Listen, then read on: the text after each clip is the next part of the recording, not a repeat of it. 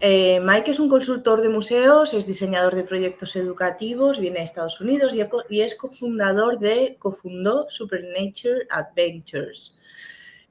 Es el autor del libro Museums as Agents of Change, A Guide to Becoming a Changemaker, y coproductor de Museums Are Not Neutral, una campaña mundial de promoción que solicita una transformación basada en la ética en todos los museos. Trabajó como director de aprendizaje y asociaciones comunicativas del Museo de Arte de Portland y fue el colaborador de la iniciativa Museos como Sitios de Acción Social, que apoya la equidad, la inclusión en los museos. Y también es asesor del proyecto Fishway para la iniciativa OF by All, for All, que ayuda a las organizaciones cívicas y culturales a crecer y un poco centrarse en sus comunidades. Tiene un máster y doctorado en educación en la Universidad Americana de Washington y está enfocado en su investigación en el aprendizaje interdisciplinario de las artes. Mike lo hemos invitado especialmente para hablar en el Congreso precisamente de esto, de cómo a partir de la pandemia los museos han cerrado, obviamente no se podían comunicar con sus públicos y con sus audiencias, cómo esto ha afectado a la comunicación posiblemente a la relación entre el público, el museo, la relación intrínseca entre ambos y cómo le podemos sacar el potencial y cómo podemos fomentar la participación. Y para ello, pues creemos que la persona idónea es Mike Muraski, la experiencia que tiene, los libros que ha escrito, la capacidad que tiene como orador. Estamos encantados de tenerlo aquí y esperemos que lo podráis disfrutar. Muchas gracias. Muchas gracias. Mike, tienes la palabra. Gracias, Ana. Gracias. Y gracias a todos los que han organizado la conferencia de hoy, estas sesiones, y a todos los presentadores y oradores que han participado. Es un honor para mí estar en esta conversación y participar en todas estas preguntas que podemos hacer colectivamente. Antes de empezar a proyectar mis diapositivas, quiero decir que esta idea sobre la que yo soy muy apasionada, el cómo hacer que los museos estén más centrados en las personas, en las comunidades, en los humanos, creo que esto puede interseccionar con muchos otros temas, cómo hacer que los museos sean lugares más planificados. También me interesa esta intersección con las tecnologías digitales. Es algo en lo que he trabajado mucho en el pasado, con tecnologías museísticas y, por tanto, es fantástico poder reconectar con todas estas ideas sobre las tecnologías digitales y ver cómo interseccionan con los modos en los que yo creo que los museos pueden convertirse más hacia museos centrados en las personas y en los humanos. Bueno, quiero empezar ya, tengo muchas ganas, pero también quiero ver qué preguntas y comentarios tenéis todos vosotros, puesto que al final tendremos una ronda de preguntas y respuestas. Así que vamos a empezar con las diapositivas. Perfecto.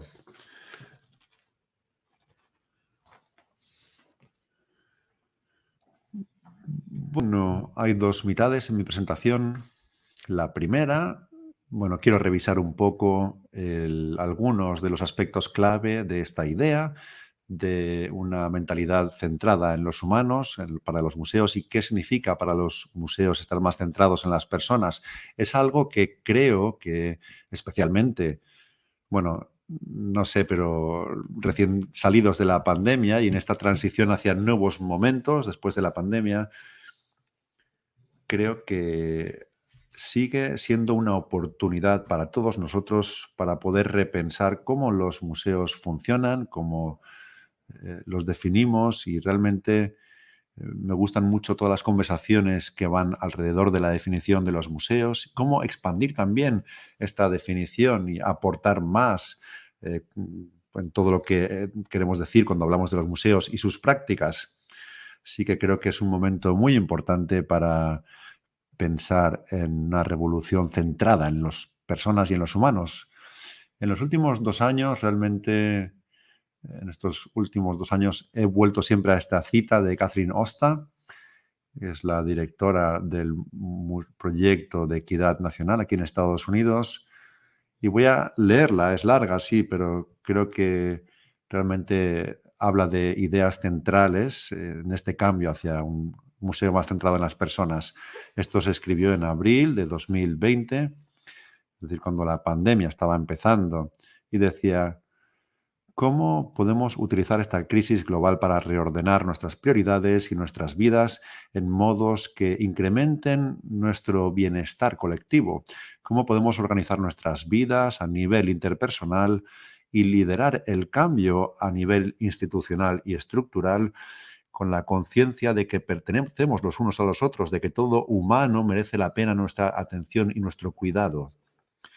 ¿Qué podemos hacer nosotros y qué podemos hacer para las generaciones futuras si decidimos vivir y liderar en este valor? Y esto continúa de alguna manera representando esta idea de centrarnos en nuestro bienestar como seres humanos y centrarnos en el cuidado y en la atención que podemos darnos como personas.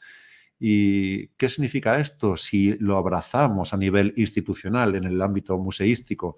Muchos de vosotros ya lo estáis haciendo, lo sé, pero hay algunos que también estáis viendo esta presentación y que venís de instituciones que aún no están en esta línea y necesitamos hacer este cambio y esta transformación. Voy a seguir a la siguiente. Esta necesidad de cambio nunca ha sido tan urgente y voy a centrarme en tres aspectos más escuetos respecto del papel de las tecnologías digitales. Y estos tres elementos creo que son aspectos nucleares en la construcción de museos más centrados en las personas, que son traer los valores humanos al núcleo de la práctica museística y a la práctica institucional, priorizar el cuidado, las personas y la equidad. Y el tercero es repensar las estructuras de poder, especialmente para instituciones que tienen estos legados de estructuras de poder fijas y bueno, pues todo esto está, digamos, empaquetado, estas tres píldoras, y voy a hablar un poquito más, voy a entrar en detalle de cada una de ellas en los próximos minutos para ver cómo todo esto se puede exhibir en proyectos de tecnología. El primero es traer los valores humanos al núcleo de nuestra práctica, y voy a centrarme bastante en este porque he pensado mucho sobre ello recientemente y creo que es un paso que hemos obviado durante mucho tiempo. Una parte de ello es nosotros mismos entender nuestros propios valores, es decir, autocuestionarnos qué es lo que nos importa como profesionales del museo, líderes de museos, como profesional emergente, como voluntario de un museo, incluso como visitante. ¿Cuáles son las ideas, las personas y las comunidades que forman nuestros valores personales y creencias? Y si todo esto se refleja en los trabajos que hacemos dentro de nuestras instituciones. Muchas veces no dedicamos tiempo a conocer nuestros valores personales profundos, pero además nos preguntamos a nosotros mismos si estamos reflejando estos valores en nuestro trabajo, en lo que hacemos dentro de los museos. Creo que esto es una pregunta clave, y cómo somos cómplices en todas las cosas que queremos cambiar. Somos parte de la barrera, somos parte de lo que está evitando que esto se desarrolle. Esto es clave. Steve Patty, cuyo libro, veis aquí, Moving Icebergs, destaca esta idea, y él dice que toda organización necesita entablar conversaciones cándidas o positivas sobre los valores y creencias, los propósitos y los significados. Y creo que esto es más cierto ahora que nunca en esta transición de las distintas etapas de la pandemia. Tenemos la oportunidad de pensar en nuestros valores profundos, creencias profundas, y qué es lo que va a ser el motor del cambio. A nivel institucional, creo que esto también es otra parte de estos valores. Nuestro museo está alineado con estos valores y compromisos personales. He hablado con muchos profesionales del museo en los últimos años, y creo que hay una falta de alineación, hay una brecha entre los valores personales y los valores institucionales. Y creo que esto puede causar un gran problema cuando empecemos a centrarnos más en los seres humanos, en la práctica museística. Esta segunda pregunta es importante. Mi institución puede crear un entorno basado en valores humanos, y si lo hiciera, ¿qué aspecto tendría? ¿Qué cambios podríamos empezar a identificar que son necesarios para que tengamos un museo basado en valores humanos más profundos? Hay muchos ejemplos ahí fuera y esto ya está ocurriendo. ¿Y cómo puedo alinearme de forma constante respecto de mi trabajo profesional y alinearlo con mis valores personales más profundos? Se trata todo de la alineación y abrir nuevas conversaciones respecto de ello. Y rápidamente voy a mostrar ejemplos de museos que realmente han trabajado con este conjunto de valores en el trabajo. El proyecto Laundromat es un proyecto sin ánimo de lucro de Nueva York, y uno de los valores principales que me gusta de ellos es el sentirnos propelidos por el amor. Creo que nada podría estar más centrado en los valores humanos que esto. Y localmente, aquí donde yo vivo, en Portland, en Oregón, hay un museo que realmente ha transformado su estructura, el Five Oaks Museum. Y lo que os muestro aquí son las declaraciones de valores, y han redefinido realmente sus valores hacia la tierra, la verdad, el cuerpo, la justicia y el valor de la comunidad. Así que creo que este proceso muestra cómo podemos empezar a centrarnos más en estos aspectos. En segundo lugar, un museo centrado en los humanos debe priorizar el cuidado, las personas y la equidad en cualquier cosa que hace, en cualquier actividad, no solamente en un programa o en una exposición o en aspectos de llegar a la comunidad, sino las instalaciones, los presupuestos, los proyectos tecnológicos, etcétera. Y hay otros aspectos en los que hay que profundizar más, es decir, cuando tomamos decisiones sobre programas de exposiciones, colecciones, contratos, presupuestos, instalaciones, proyectos digitales, tenemos que preguntarnos, ¿qué es lo que estamos priorizando más allá del cuidado? ¿Qué estamos priorizando más allá de las personas, como nuestro personal, voluntarios, nuestras comunidades locales? ¿Y qué estamos priorizando más allá de la igualdad, de la equidad?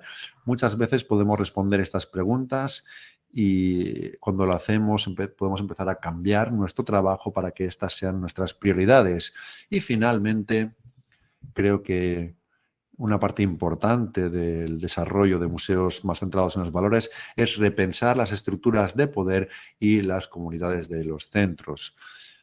Bueno, voy a hablar un poco más de esto antes de pasar a los proyectos digitales que os quiero enseñar. Se ha hablado mucho sobre la necesidad de cambiar las estructuras de liderazgo en los museos, pero aquí creo que tenemos que pensar dónde está el poder en nuestra institución, y tenemos que repensar las estructuras para enfatizar la conexión, la comunidad, y priorizarla por encima de la jerarquía y el poder. ¿Cómo cambiar estos lugares donde reside el poder en nuestras instituciones, especialmente cuando el poder puede llegar a estar ubicado en unas pocas personas? Y bueno, estas dos últimas preguntas nos ayudan mucho. Nuestra institución confía en los valores y las experiencias de nuestra comunidad local y en los activos también de nuestros vecinos y nuestra comunidad local. ¿Y cómo podemos hacer que la comunidad participe más en la conformación y en la toma de decisión, en los procesos de formación y toma de decisión? Muchas veces tenemos muchos comités de asesoría. A veces en estos comités se les piden que tengan un sello de aprobación sobre cosas que ya se han decidido, ya se han creado. Pero ¿cómo sería si centráramos el poder en la comunidad y reconociéramos la experiencia increíble y el conocimiento amplio y la experiencia que ya existe en nuestras comunidades, y las amplificamos y las llevamos a las instituciones museísticas? Estos elementos para mí son parte de el cambio en la mentalidad centrada hacia las personas, los valores humanos, el cuidado, centrarnos, repensar las estructuras de poder y centrarnos en las comunidades. Ahora voy a pasar, con el resto del tiempo que me queda, a analizar algunos proyectos digitales. que yo he conocido o que se me pidió conectar de alguna manera las ideas que yo tenía sobre los museos centrados en los humanos, museos que se centraran en las personas y en el cuidado, y cómo los proyectos digitales podrían conectarse con esto. Hay 4 proyectos que os quiero enseñar, los voy a mencionar brevemente. Tengo páginas web que podéis ver en las diapositivas. Y simplemente podéis buscar las URLs y encontraréis mucho contenido y vídeos en estas páginas web online en vuestras casas. Y os aliento a que naveguéis en estos proyectos y los conozcáis más para ver cómo la tecnología digital puede ser parte de esta revolución para cambiar los museos y hacerlos más centrados en las personas. El primer proyecto que quiero mostraros, y antes de compartirlos, creo que he de decir que muchos de estos proyectos llamaron mi atención gracias a la página web Gene Culture and Commerce. Recibí correos, visité la página web y realmente tengo que mencionarlos y darles las gracias por sacar a la luz tantos proyectos creativos digitales. Es una fuente enorme de proyectos innovadores para poder visitarlos. El primero es NoCLT. Se desarrolló por el Museo Levin del Nuevo Sur, de New South, en Estados Unidos. Este proyecto es una aplicación de teléfono que utiliza la realidad aumentada y el GPS para sumergir a los usuarios en los vecindarios de Charlotte, de la ciudad de Charlotte, de Carolina del Sur. Es un vecindario que fue objeto de una renovación urbana en los años 60, y este proyecto lo que hace es que regresa a este vecindario histórico y sumerge a los usuarios en esta historia a través de fotografías, poesía, audios, historias, voces, entrevistas y todas las historias de los antiguos vecinos del vecindario. Aquí hay algunas imágenes que podéis ver. Esto muestra cómo la aplicación utiliza la realidad aumentada en ciertas ubicaciones de este vecindario, y puedes caminar por el vecindario y ver símbolos donde se puede acceder a distintos contenidos y tener esta experiencia. También se puede conectar con ciertos negocios del vecindario, y el proyecto lo que quiere hacer es dar soporte a estos negocios y dar soporte a la comunidad existente allí para que camine hacia un futuro más igualitario. Y esto también se conecta con una exposición en el Museo Levin Museum of the New South. O sea, está basada en el museo, pero puedes tener una experiencia en la calle real.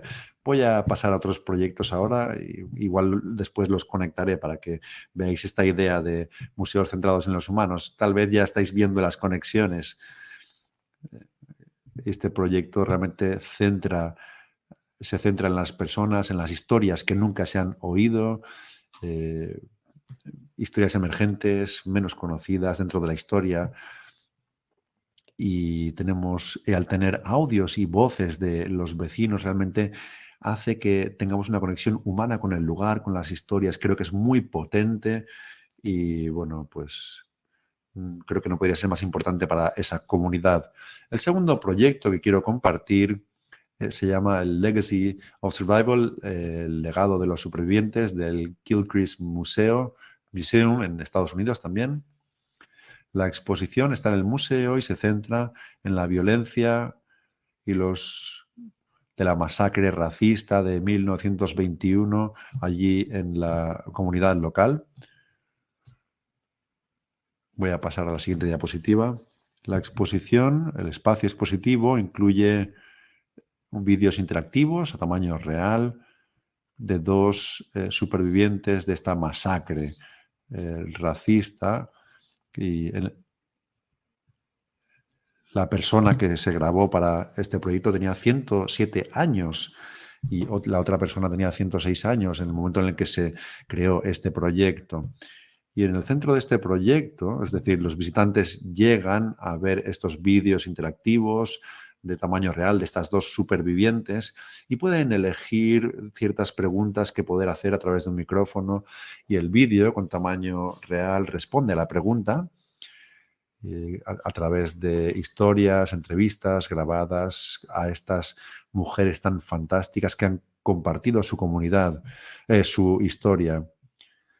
Aquí hay fotografías de las supervivientes que están visitando el museo con sus familias y para celebrar el proyecto. Y este proyecto tiene como núcleo una forma potente de preservar y compartir la memoria, muchas historias y memorias que siguen sin escucharse todavía.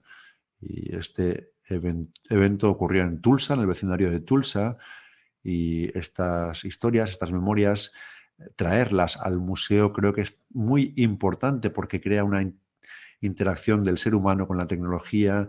Y en la página web, que podéis ver en la siguiente diapositiva, podéis buscarla. Esta es la página con el archivo del proyecto y podéis entrar y ver cómo son los vídeos, oír las historias, y realmente es una experiencia increíble. El tercer y el cuarto proyecto que quiero compartir es el Emerging Radiance.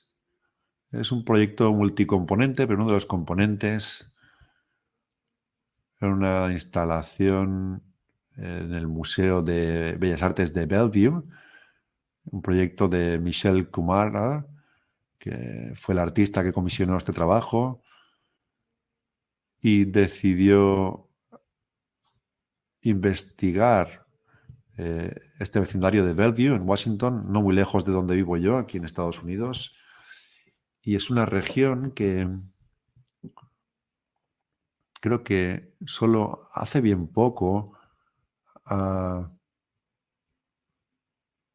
se han oído las historias de los japoneses americanos que se vieron forzados a abandonar sus propiedades y fueron llevados a centros de detención durante la Segunda Guerra Mundial en todo el mundo, pero especialmente en Estados Unidos. Y en Bellevue, en Washington, esto ocurrió de forma muy directa en la historia de este lugar. Así que Michelle Kumada, como artista, decidió hacer este proyecto para explorar estas distintas historias de residentes japoneses, americanos, que vivían aquí en Bellevue. Y esta instalación es muy interesante por este motivo. Voy a pasar a la primera diapositiva. Creo que se ha creado otro mural que continúa con este proyecto. Es esta pequeña casa, pequeña granja, donde las paredes muestran una pintura mural, y los visitantes no solamente interactúan con el mural, sino que también pueden utilizar la tecnología de realidad aumentada a través de Instagram, con filtros de Instagram, y son capaces de escanear, o ahí pueden escanear un QR y acceder a las historias de estos japoneses, agricultores o granjeros que vivieron todas estas historias de detención durante la Segunda Guerra Mundial. Y bueno, podemos realmente ver cómo reviven todas estas historias dentro del espacio y podemos interactuar con ellos. Y como muchos otros proyectos, se puede interactuar con el contenido también online. Y la página web creo que es excepcional, es la página web del artista. La tenéis aquí, michelkumaraart.com. Y aquí podéis realmente tener una experiencia muy profunda con estas historias y con esta tecnología.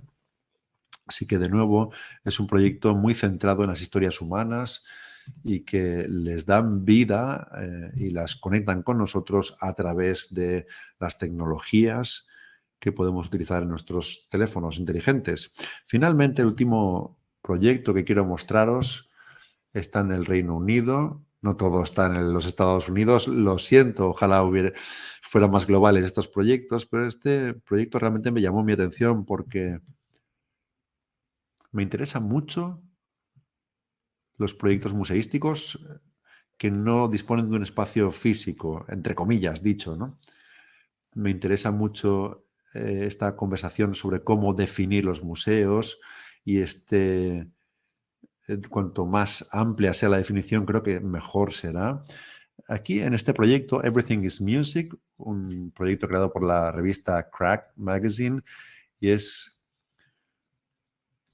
un museo, una experiencia museística digital, virtual, que capta el patrimonio cultural centrado en las ubicaciones y habla sobre la cultura musical y la historia musical de Bristol, en el Reino Unido. Tiene una interfaz móvil, en el teléfono móvil, y se basa en las ubicaciones realmente. Bueno, como yo no estoy allí, pues es difícil acceder a estas ubicaciones, pero bueno, pues he dedicado más tiempo a navegar por la página web y realmente es un contenido muy interesante y creo que se basa en vecindarios que no reciben muchas visitas y esto obliga a las personas a visitar a ciertos vecindarios que de otro modo no visitarían y también los hacen participar en la historia musical y el patrimonio cultural mientras caminan por los vecindarios y estas regiones de Bristol y de Bath.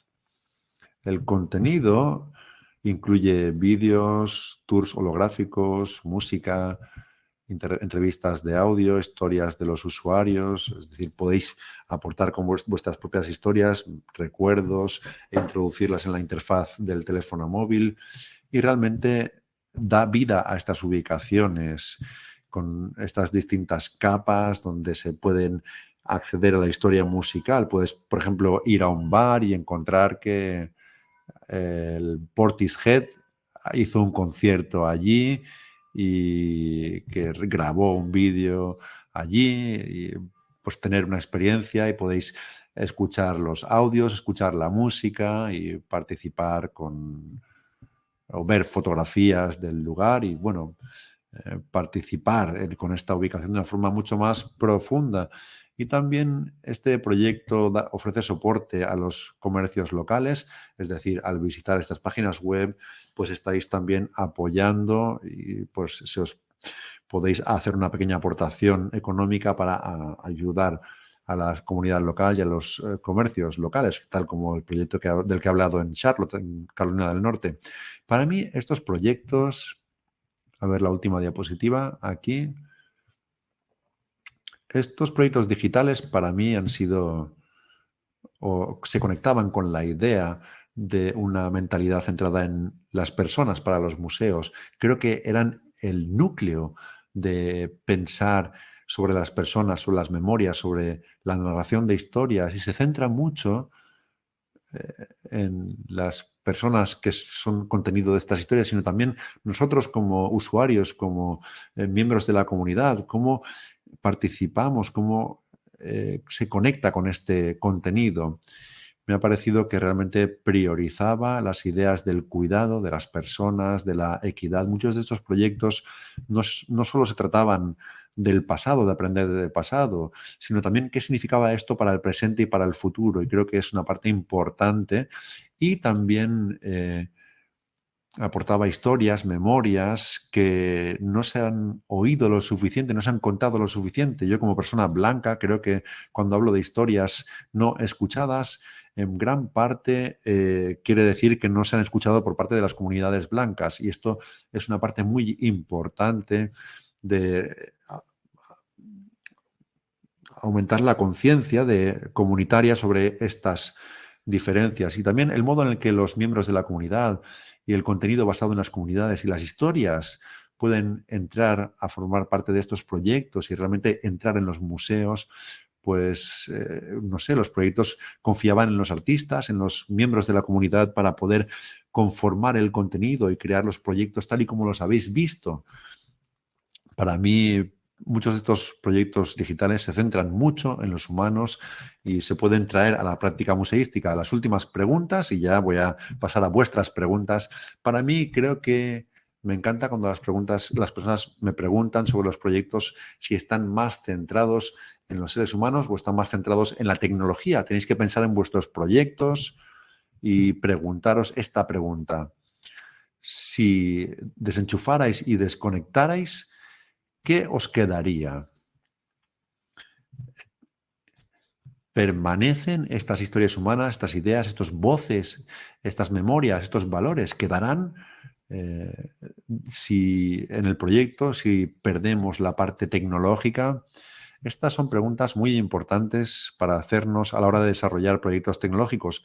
Y a veces invertimos mucho dinero y recursos en estos proyectos y creo que el dinero se asignará muy bien si los asignamos a proyectos centrados en las personas y no proyectos que solamente se centran en los dispositivos, en las pantallas nuevas y no van más allá.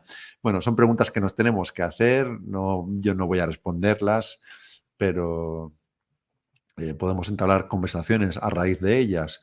Y bueno, pues ahora voy a dar el turno para preguntas, pero antes de hacerlo me encantaría conectar con cualquiera de vosotros que esté en esta conferencia. Podéis conectar conmigo a través de...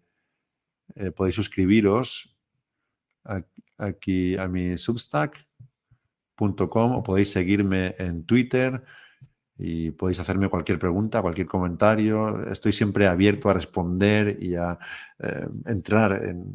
entablar nuevas conversaciones sobre este campo. Ahora le doy la palabra a Ana y a ver si pues, llegan preguntas y podemos entablar una conversación interesante.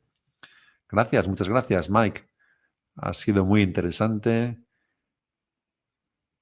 He recibido algunas preguntas del chat. Tenemos dos chats, uno en inglés, otro en español. Voy a tratar de responder todas las preguntas. No he podido escribirlas, así que voy a hacer una especie de resumen de todo lo que ha habido y, bueno, por supuesto los museos tienen que centrarse en las personas y, sin duda, estoy de acuerdo contigo, especialmente ahora, después de la pandemia, una pandemia global, pero también ahora en el que estamos en los inicios de una guerra en Ucrania. Y todas estas cosas son problemas de los que no se pueden separar los museos. Tenemos que centrarnos y posicionarnos respecto de todas estas cuestiones, todos estos problemas a nivel internacional, pero también a nivel local.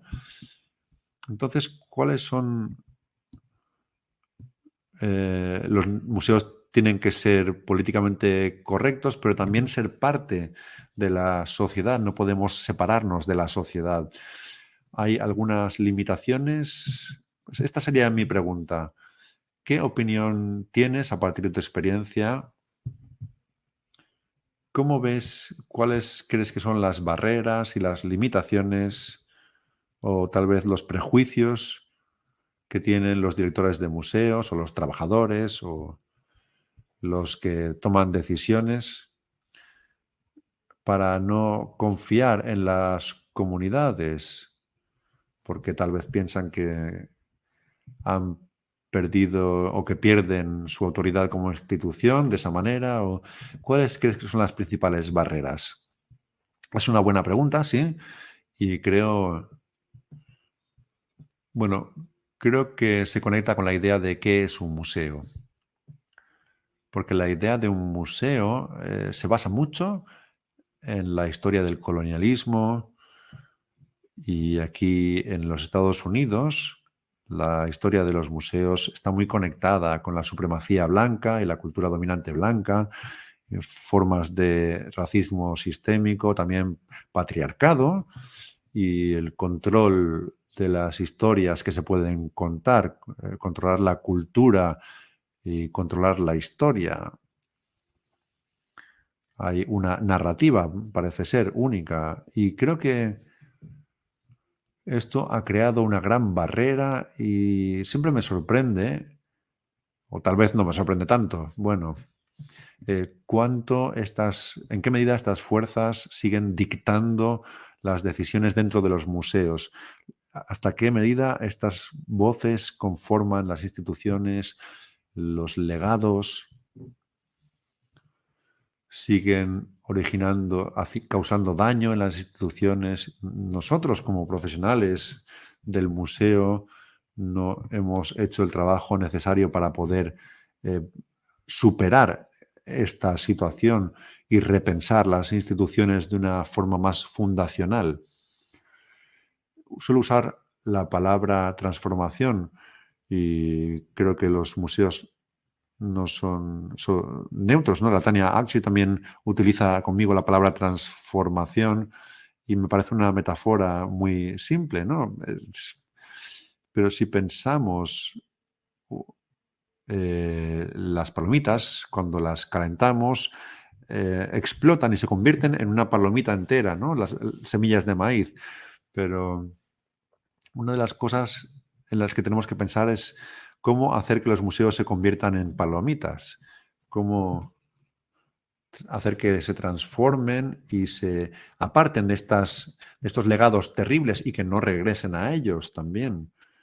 Llegar a un momento en el que podamos defender los derechos humanos, podemos defender la equidad, defender la comunidad y reconocer que estas instituciones son centros comunitarios, lugares en los que los seres humanos, por ejemplo, los que están ahora mismo en la guerra de Ucrania, hay museos que están convirtiendo sus instalaciones en lugares donde las personas pueden encontrar alimentos o pueden conectarse entre ellos. También he leído sobre museos de Polonia que están empezando a hacer también esto. Tenemos que servir a las personas. ¿Cómo lo hacemos ahora mismo? Y no preocuparnos con todas las cosas que se supone que tenemos que hacer.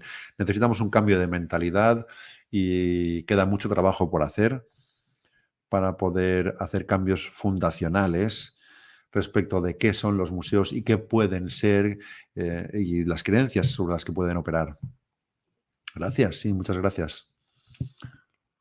Sobre tu pregunta de qué es más importante finalmente, la tecnología o la implicación social, por supuesto, una cosa es una herramienta y lo otro es realmente el objetivo de las instituciones, que son las personas.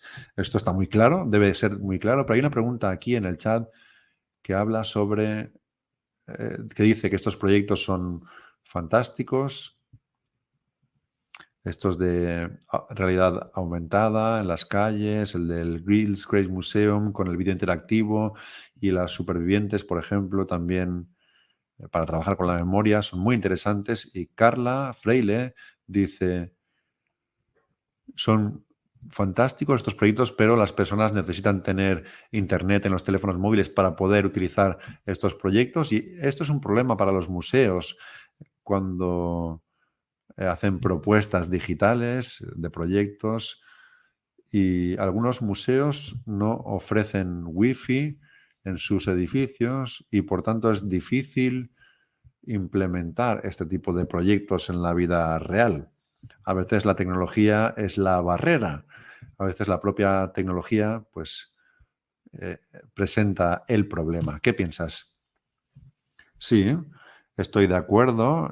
Bueno, pues es un problema importante que abordar cuando hablamos de equidad. Pues las personas, no todas las personas tienen acceso a la tecnología o cuesta mucho. Uno de los motivos por los que a principios de mi carrera orbitaba alrededor y creaba muchos argumentos contra los proyectos de tecnologías digitales es porque las grandes instituciones gastaban decenas de miles de dólares en proyectos fantásticos, pero los pequeños museos no podían hacerlo.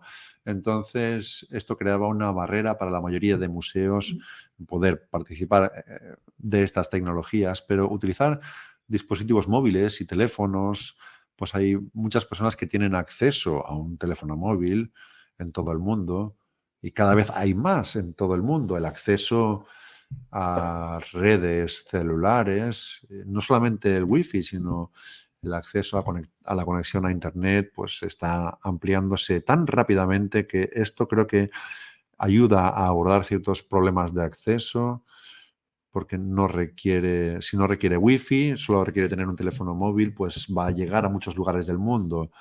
Y creo que esto propone un acceso más democrático a todo este contenido, pero creo que las instituciones tienen que seguir pensando en cuáles son las barreras a la participación y tratar de hacer lo posible para asociarse con las comunidades locales para abordar dichas barreras. Por ejemplo, en Charlotte, como ya he dicho antes, no sé si se han asociado con librerías locales, pero sí que sé hay muchos socios en los Estados Unidos que tienen tecnologías muy robustas en sus páginas web o en los dispositivos y se asocian con librerías locales o bibliotecas locales para proporcionarles apoyo y asegurarse de que se supera esa brecha. El proyecto tiene que tratar de la comunidad, pero tal vez la comunidad no tiene acceso a ese proyecto. Entonces hay que garantizar, hay que asegurarse de que estos miembros de la comunidad pueden participar en la creación del proyecto para que cuando llegas al momento en el que dices todo el mundo necesita wifi, ellos puedan decir no tenemos acceso a wifi, así que vamos a probar una solución distinta. Creo que por eso estos proyectos realmente dan la voz a los miembros de la comunidad para que estas barreras se reduzcan lo máximo posible. Pero yo siempre apuesto por los proyectos de tecnología de bajo coste. Este de Instagram, por ejemplo, pues utilizas una app que utilizan cientos de miles de personas en todo el mundo y me gusta utilizar las plataformas tecnológicas existentes o simplemente ir a una página web de un teléfono móvil, porque, por ejemplo, a veces he tenido que ir a museos donde necesitabas un iPad y hacer scans con el iPad y este tipo de proyectos realmente se centran en las tecnologías, se centran en las pantallas y en ver cuán grandes van a ser las pantallas y es difícil acceder a estos proyectos si no tienes un iPad de estos grandes y caros, ¿no? También en el chat han hablado de del proyecto donde se escaneaba el código QR, porque antes de la pandemia era muy difícil hacer esto, pero ahora realmente se ha facilitado mucho. Así que a veces la tecnología puede facilitar las cosas y, como dices, algunos de los proyectos, de estos proyectos que has mencionado, no podrían haber funcionado sin la tecnología. El de los vídeos de los supervivientes, si no hubiéramos grabado los vídeos, si no hubiéramos entablado estas conversaciones y las hubiéramos grabado, pues no habría sido posible. Esto puede facilitar una solución que de otro modo no habría existido. A veces la tecnología puede contribuir realmente a producir contenido, a compartir contenido, a recrear situaciones en las que se facilita esta visión centrada en los seres humanos, que es realmente donde tenemos que centrarnos o donde tiene que centrarse la toma de decisiones, ¿no? Ver primero qué es lo que queremos, qué herramientas tenemos y cómo podemos hacer que esto ocurra. Bueno, hay otra pregunta aquí en el chat. Noemi Bajo dice el cambio de paradigma hacia de los procesos colonizadores y el valor de las microhistorias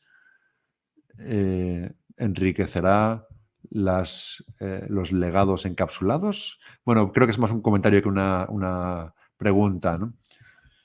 Realmente se trata de eso, ¿no? Tratamos de escuchar más voces, de derribar las jerarquías en los museos y que los museos estén abiertos a todo el mundo, ¿no? Sí, como has dicho antes, me gusta ver la tecnología como una herramienta que nos permita lograr aquello que no podríamos haber logrado sin ella.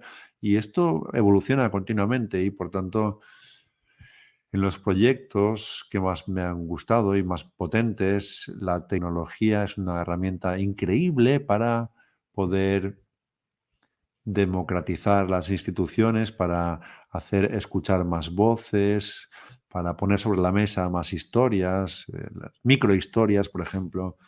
Hay tantas narrativas complejas, tantas capas en la historia y en nuestras vidas y en nuestro futuro, y por eso creo que los museos pueden ser un lugar en los que todo esto se converja, y las personas converja hacia estas distintas capas de historias y bueno, creo que me emociona ver que esto lo puede hacer un museo y creo que los museos tienen que experimentar también con las tecnologías y los proyectos y espero que las fundaciones sigan y los gobiernos sigan dando apoyo económico no solo a las grandes instituciones que ya tienen dinero para estos proyectos, sino también a los museos más pequeños, museos con voluntarios o centros históricos que no tienen grandes presupuestos para hacer este tipo de proyectos.